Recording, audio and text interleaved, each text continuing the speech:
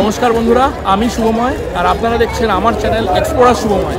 আজকে কালী পুজো, তাই কালী পুজোর শুভেচ্ছা আমাদের তরফ থেকে আপনাদের সকলকে।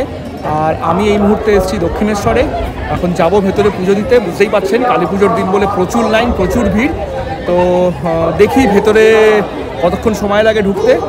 আর যদি ভেতরে ক্যামেরা চালাতে পারি, মানে যদি ভেতরে ক্যামেরা অ্যালাউ থাকে, তাহলে ভেতরের ছবিও আপনাদেরকে দেখাবো। আজকে মন্দিরে প্রচুর ভিড়, কিন্তু আজকে সামনে যা লোক সংখ্যা দেখতে পাচ্ছি তাতে মনে হচ্ছে প্রায় 1000-5 মানুষের লাইন রয়েছে।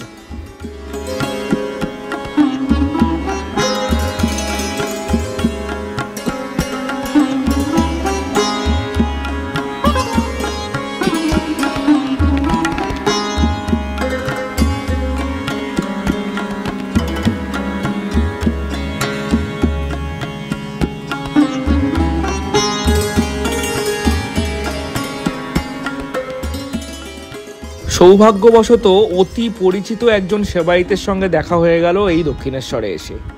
ওনার নাম দীপ্তাংশু দাস। আলাপ করাবো আপনাদের সাথে নিশ্চয়ই, কিন্তু পুজো দেওয়ার পরে।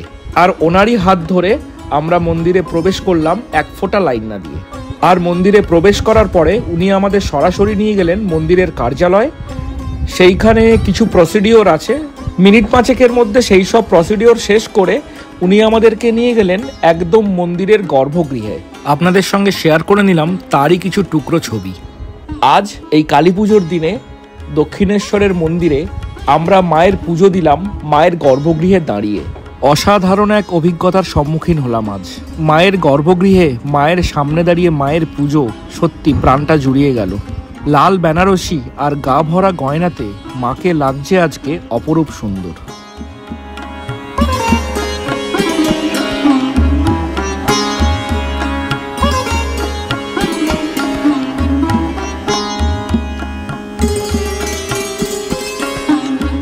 চলুন এবার বরং মিস্টার দীপ্তাংশু দাসের মুখে আমরা শুনে নিই এই মন্দিরের কিছু কাহিনী। আচ্ছা আচ্ছা আচ্ছা। আবার আপনার ছেলের ঘরে যখন ছেলে যাবে, মানে রানী রাসমণির থেকে আমি ষষ্ঠ জেনারেশন। আচ্ছা, রানী রাসমণি তার মানে এই জেনারেশন 360 জন যে বলেন, এনারা সবাই রানী রাসমণির 4টে মেয়ে ছিল। আচ্ছা, 3টে জামাই ছিল। আচ্ছা, প্রথম মেয়ে জামাই, দ্বিতীয় মেয়ের জামাই, আমরা হচ্ছে দ্বিতীয় মেয়ের বংশ। তৃতীয় মেয়েকে বিয়ে করার পর তার একটি বাচ্চা মেয়ে হওয়ার পর মেয়েটি মারা গেছে, তৃতীয় মেয়ে রানীমার মারা গেছে।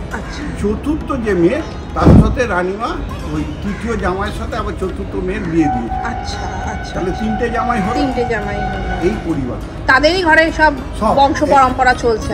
গত বছর পর্যন্ত ছিল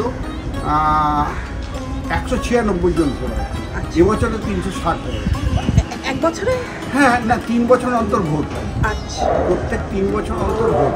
আচ্ছা, এই 3 বছর অন্তর যেটা ভোটটা হলো, তাতে এই 3 বছরের মধ্যে যারা যারা মারা গেছে, ধরুন আমি মারা গেলে তো আমার 2 জন হয়ে যাবে, এইরকম করে বেড়ে যাবে। আচ্ছা, এবার 360।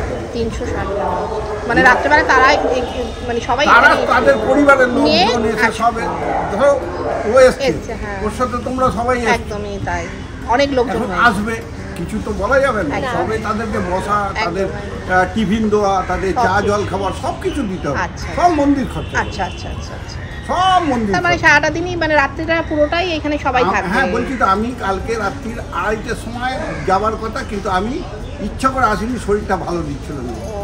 এবার আমি আজ সকালবেলা 9টায় এসেছি, আগামীকাল বিকেল 3টায় যাবো। বাবা, তার মানে অনেকটা টান। কিছু করার নেই। আপনাদের এমনি বাড়িতে এখানে রেস্টরুম সব কিছু আছে, এখানে পুরো আমাদের সব এয়ার কন্ডিশন ঘর, অ্যাটাচ বাথ, সব কিছু। ওই জন্যই তো জামা কাপড় সব নিয়ে এসে এখানে আছে। হ্যাঁ, গাড়ি ড্রাইভার সব আছে এখানে, তাদের থাকার জায়গা, অসুবিধা কিছু নেই। ওই জন্যই তো বললাম, সব সেবার নতুন করে অটোমেটিক্যালি হয়ে যাবে, কেউ বাইরের লোক হতে পারে। মানে পরম্পরায় যেটা চলছে, পরম্পরায় যারা আছে তাদের মধ্যে টাইটেল কি হবে? টাইটেল যাই হোক, তাও হতে পারে। আমার বোন যদি থাকে, ভালোবাসা করে কাউকে বিয়ে করলো, তা সেটা বড় কথা না, সে মুসলিমও হতে পারে, কিন্তু তার পরম্পরাটাই হতে পারে। না, মেম্বার এখানে কোনো সিস্টেমই নেই। লোকে বলবে মেম্বার করে দেবো, কোনো সিস্টেমই নেই মেম্বারের খবর। এখানে মেম্বার হতে গেলে মাতৃশক্তি একটা পত্রিকা সারা বছর, যেটা ওর মানে শঙ্করবাবু গত কোভিডের আগে পর্যন্ত এই মায়ের ভোগ হচ্ছে, এই মায়ের ভোগ হচ্ছে। যদি থাকবার চান দেখছি আমি যদি হয় না 2 মাসই, মানে প্রত্যেক 6টা বেরো, একটা শারদীয় সংখ্যা 300 পাতা আর বাকি 150 পাতা, এটা 140 150 পাতা, 6টা বেরোয় 500 টাকা দিলে ওইটার মেম্বারশিপ নেওয়া যাবে এবং বাড়িতে বইটা চলে যাবে অটোমেটিক, মানে বাই পোস্টে চলে যাবে রকমের বিভিন্ন, মানে কলকাতার হেন নামি রাইটাররা আছে তারা সবাই তুমিও লেখা দিতে পারো। আমরা যদি মনোনীত হয় তোমাকে একটা চেক পাঠিয়ে দেওয়া হবে, তুমিও লিখে দিলে এত লাইনের মধ্যে এত ওয়ার্ডের মধ্যে হলে সেটা আমরা মনোনীত হলে আমরা সেটা ছাপবো এবং তার জন্য কল্পতরু এই 5টা পুজো, শ্যামা পুজো, দীপান্বিতা কালী পুজো, ফলহারিণী কালী পুজো, আর রটন্তী কালী পুজো, পয়লা বৈশাখ, আর হচ্ছে কল্পতরু, এই 5টা, ও না 6টা, আর একটা হচ্ছে মন্দির প্রতিষ্ঠা দিবস। এই 6টা শাড়ি স্ট্রাইক দিয়ে কাছ থেকে কিনে দেওয়া হবে, সেই জর দামে। বাকি সময় না না না, কারোর বিয়ে হবে অ্যাপ্লিকেশন দেবে, তার বিয়ের কার্ড দিতে হবে, আমাকে সেই এইটাকে অথেন্টিক করতে হবে।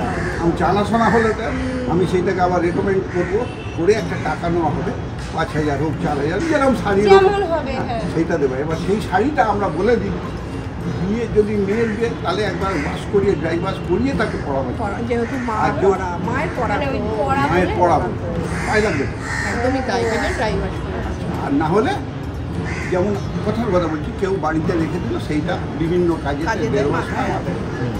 আচ্ছা, আমরা কবে দিয়েছিলাম মনে হয় ওই 14-15 সালে হবে, 2014 কি 2015।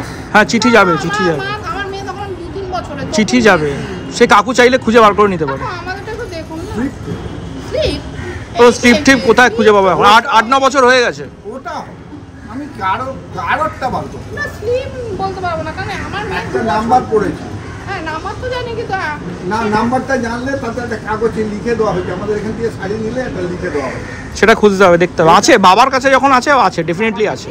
আমি আমার শ্বশুর শাশুড়ি, আমার মেয়ে তখন 2 বছর পর, আমার মেয়ের এখন 18 বছর পর, তাহলে এতদিনে আমার মা তোদের নাম্বার চলে আসা উচিত ছিল, কেন কাকুদের 2009টা আজকে তাহলে আমাদের চলে গেছে, 14 বছর পিছিয়ে আছে। তাহলে তো 2009টা এখন পড়াচ্ছে, মানে 14 বছর আগের বেনারসি এখন পড়ানো হচ্ছে, প্রতিদিন চেঞ্জ হচ্ছে। শাড়িটা পড়াতে কল্পনা করতে পারবে কেউ? 8:30টার সময় পড়াতে আরম্ভ হয়েছে, রাত্রি 1:30টার সময় শেষ হয়েছে, মানে শাড়িটা পরাতে, তারপরে গয়না পড়ানো হয়েছে। কত প্রত্যেক বছরে এই পুজোর দিন মিনিমাম 3 কিলো আর 3.5 কিলো সোনা পড়ে এক্সট্রা, নতুন তৈরি করা। এটাও কি ট্রাস্টি বোর্ডেরই? সব না, এটা হচ্ছে কি, সব ভক্তরা কেউ ওখানে দুধ দিল, কেউ নাকছবি, কেউ টিপ দিল, এই সব এক জায়গায় করে, প্লাস আমরা আবার মোটা করে বড় করে একটা ছিল।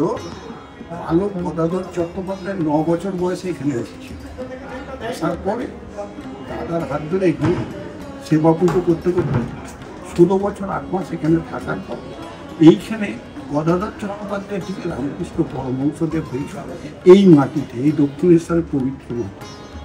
তারপরে সারা পৃথিবী জুড়ে ঠাকুরের প্রচার করেছে স্বামী বিবেকানন্দ, শ্রী শ্রী সারদা মা আর মানে স্বামীজি মিলে ঠাকুরের প্রচার। কিন্তু ঠাকুর এইখান থেকেই ঠাকুর হয়েছে। 16 বছর 8 মাস এই দক্ষিণেশ্বর মন্দির থেকে 7-9 বছর বয়সে এসে তারপরে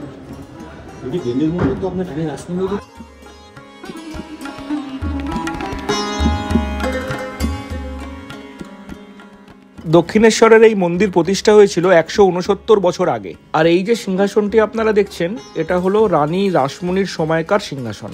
দীর্ঘ 150 বছর এই সিংহাসনটি ব্যবহৃত হওয়ার পরে এই সিংহাসনটিকে চেঞ্জ করে 19 বছর আগে তৈরি হয় নতুন সিংহাসন।